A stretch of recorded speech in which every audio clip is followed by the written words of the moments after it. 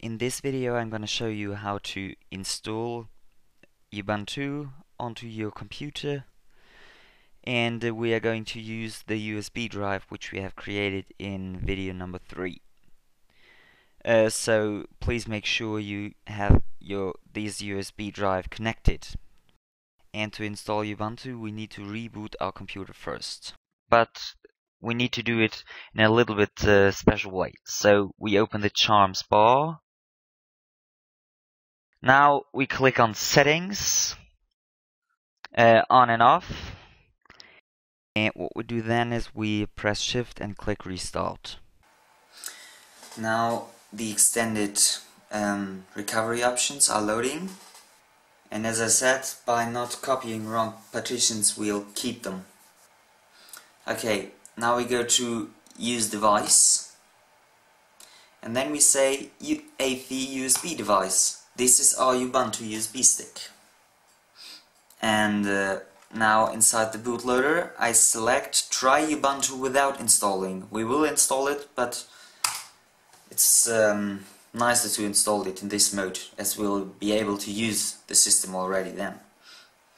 This is Ubuntu Studio. This is not Ubuntu, but the installation works almost exactly the same, and I just prefer Ubuntu Studio, but you can use Ubuntu as well. Okay, now we want to install Ubuntu, and in order to prepare that we will configure our partitions a little bit more first.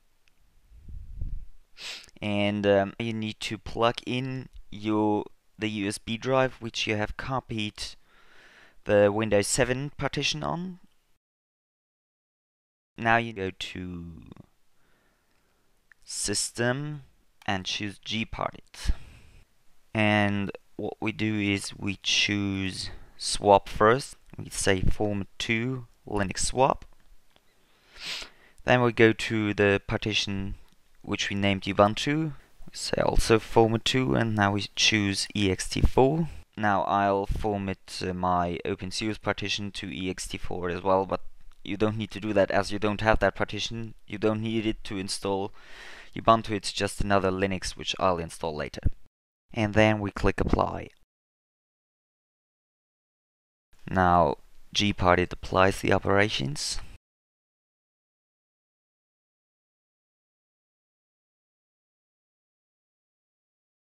You remember that you created a Windows 7 image in VirtualBox, and you copied that partition to a USB drive or to a hard disk or whatever, and now you need to plug in that USB drive or hard disk, and then you just open it here. You'll need to find it by its size, and then you select the partition Windows 7 is installed on. That's that one, 26 gigabytes, and I just say copy here. Then I go back to SDA. Then I go to the Windows 7 partition and just say right click and paste. And now he asks me if I really want to do that, because I'll replace everything, and I say yes.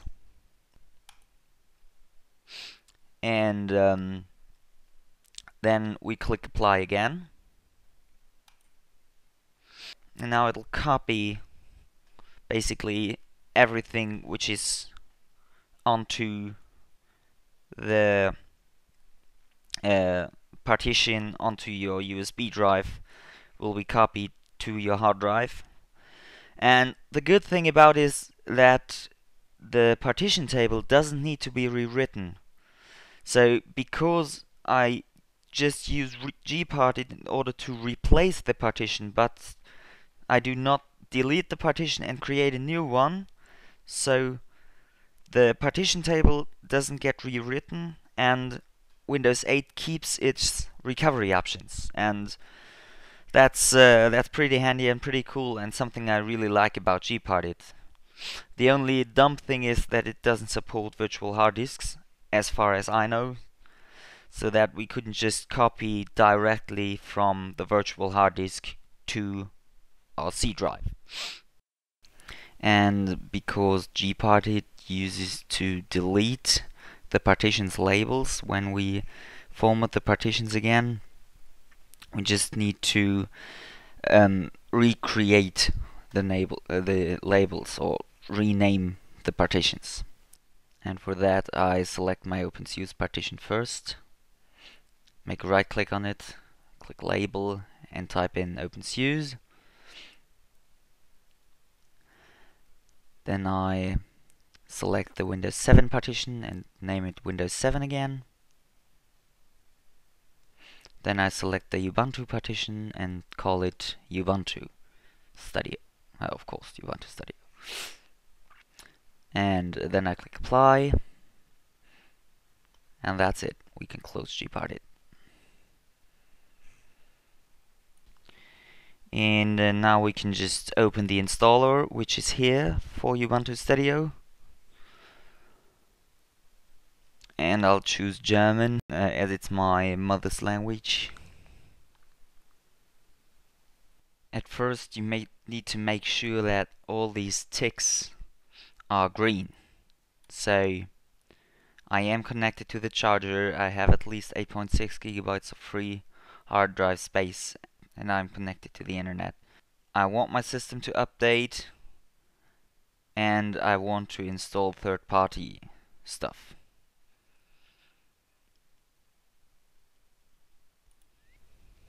And yes, I want to install all of these packages as they are very useful.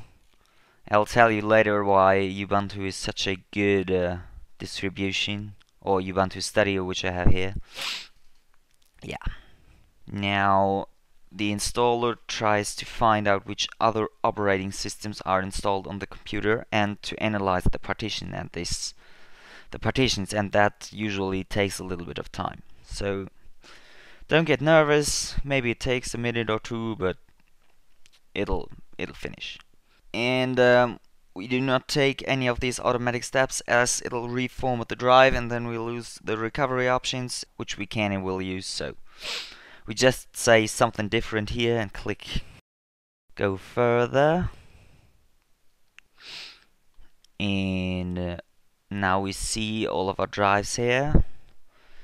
And SDA7, which has 15 gigabytes and is formatted by ext4, is the partition which we are going to use for Linux. I don't know which number it'll have on your PC, maybe it'll have another number, but you just need to check the size and this type of file system. And then we click change here, and then we say, instead of do not use partition, we choose ext4 journaling system here. We don't click this format tick, as we have already formatted the partition. And when it asks for mount point, we just make the slash, and that means root, because then the root directory will be on this partition. And then we say OK. And when it asks you about if you want to write the changes onto the disk, you just click OK. And then we go down here and select Windows Boot Manager. It should be SDA2 usually. You do not leave it like it is, but select that one, because then it'll install onto the EFI partition, which is that one. Then we just click install now. Then we click apply here as well. And when it asks you questions about partitioning the drive, you just click yes. And then we need to select the time zone, and Berlin works fine for me in my case. And the keyboard layout, German, is great for me as well. Then you need to enter your name and the name for your computer, and a password, and yeah, you need to repeat the password. Then you just click apply, and now I'll tell you why Ubuntu Studio is such a fine distribution. It is very great because you have so many different applications already pre-installed, like many applications to work with music, edit videos, like Blender, like OpenShot, and you have many applications to draw as well, like GIMP and like Blender as well, and like Inkscape. And as a photographer, you can also use it because you have raw editing tools and so on. And of course, all the stuff which works on Ubuntu Studio as well. So if you need some support or some help, you can just ask into the Ubuntu forums. Everything works almost exactly the same in Ubuntu Studio, so you can just use the ordinary Ubuntu support. This is something I really liked. And another thing I prefer about Ubuntu Studio is the desktop environment, because I prefer XFCE, this layout. It's a little bit more like Windows, because if you have Unity, which is the desktop environment in Ubuntu, it's very strange, and I don't like it very much.